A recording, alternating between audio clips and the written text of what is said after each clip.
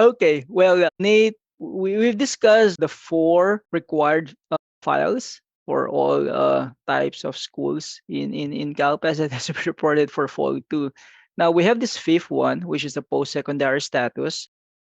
This file contains survey results of students who you surveyed. These are basically the students who completed high school last year, who also completed CTE pathways in the course of their high school enrollment. So if they completed CTE pathway courses, which is basically signified by a CTE file that you submitted for the student last year, then you are expected to survey those students because CDE wants to know if those students who completed pathways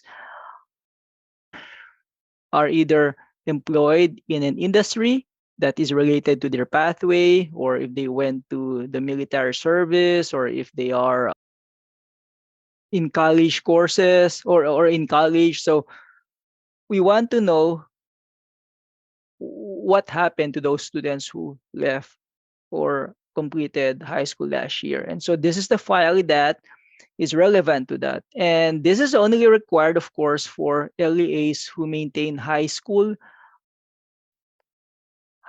grade levels or high schools, and who also has CTE pathways, CTE pathway programs, or CPA, which is optional.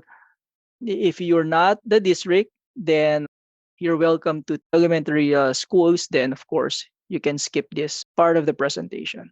Okay, so as I mentioned, the PSTS file is reflective of the survey results that you gathered from students who left high school last year who were part of a CTE pathway during their high school period. So essentially, any CTE pathway completer who also graduated last year should be surveyed, and those survey results should be sent to us through the PSTS file. Also, if you have high school completers last year who were participating in the California Partnership Academy, you are also free to send them a survey, and whatever results you get, you also include in the PSTS file. But this is optional still. So again, in the PSTS file, we expect you to report the multiple outcomes of those students after graduation. So again, if they went straight to college or community college, they went straight to the armed forces service or working. Okay.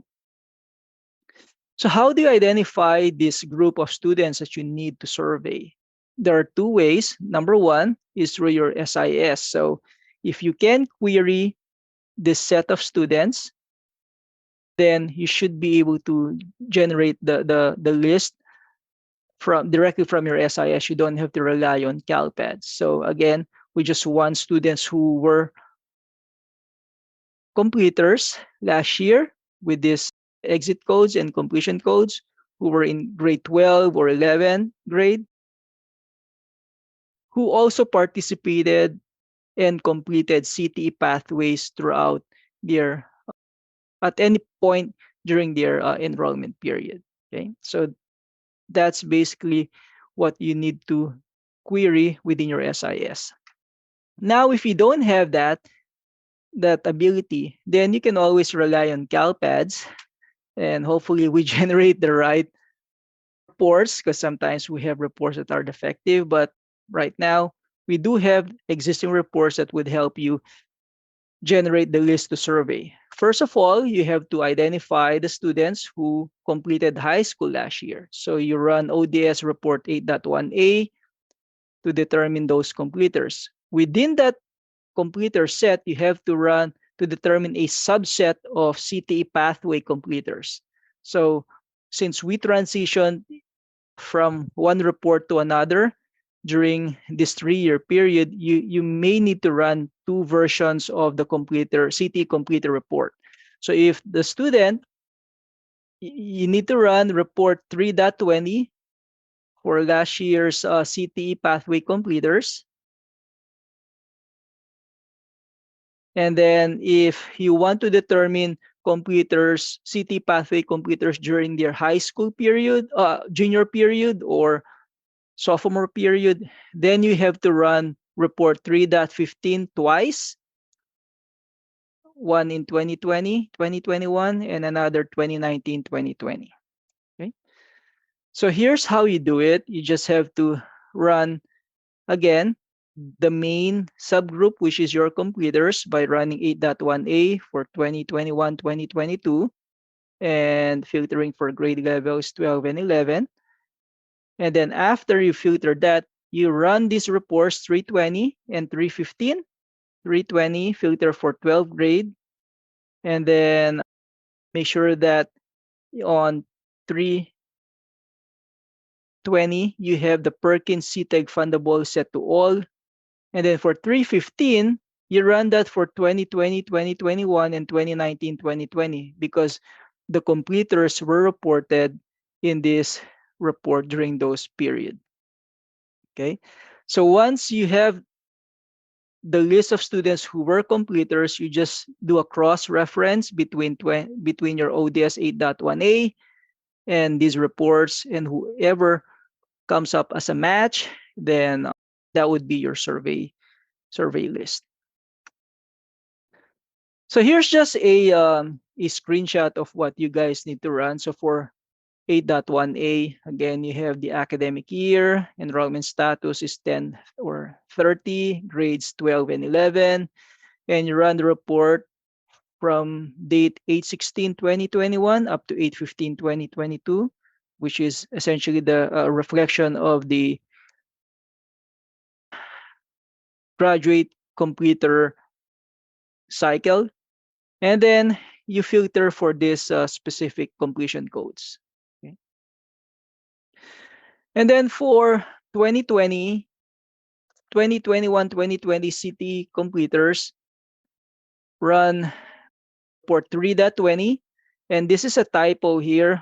You don't need to look for a completer column because this is specifically 320 is already a completer report. So you just run 320, academic year 21-22, grade level 12 or 11 if you have students who completed the pathway as an 11th grade and completed high school as an 11th grade.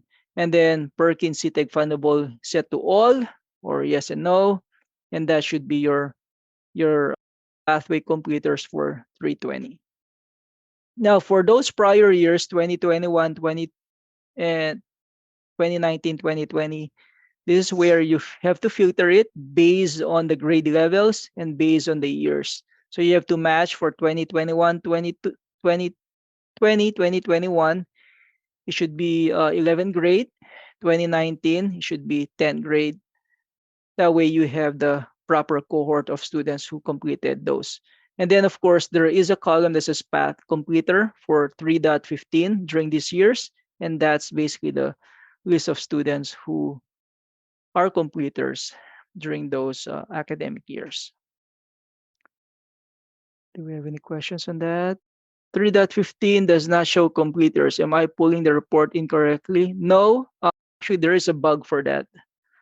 So they're currently working on that. I believe a deployment will happen next week or maybe today.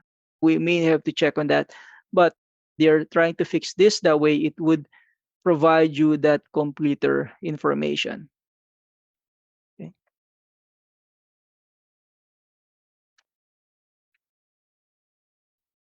Okay, so once you have the completers to survey, the CalPAS user manual has the PSTS page wherein you could scroll down and download the PSTS survey template. And then also there is a guide that has each question, what PSTS field to populate for the answers for those questions and the possible code choices. So this is a cheat sheet for you guys to be able to fill out the information once the survey comes in. Okay. Then again, you have the FAQs here for different scenarios with regards to reporting. And then you can send your survey either through traditional ways, or if you're creative, you could do social media as well.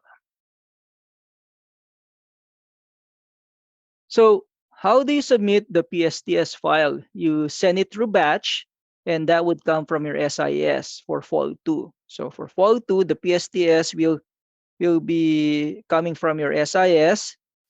If your SIS has the ability to be able to record multiple PSTS survey results, let's say the student is in the military and also in college, then by all means populate all of those information at your SIS, and then the SIS will extract it, both records, both results, and send it to CalPads. Now, if your SIS does not have the ability to send up multiple PSTS survey results for a specific student, then submit the main batch of your PSTS file first. And then for those students with multiple responses, you just manually add them in CalPads through online maintenance.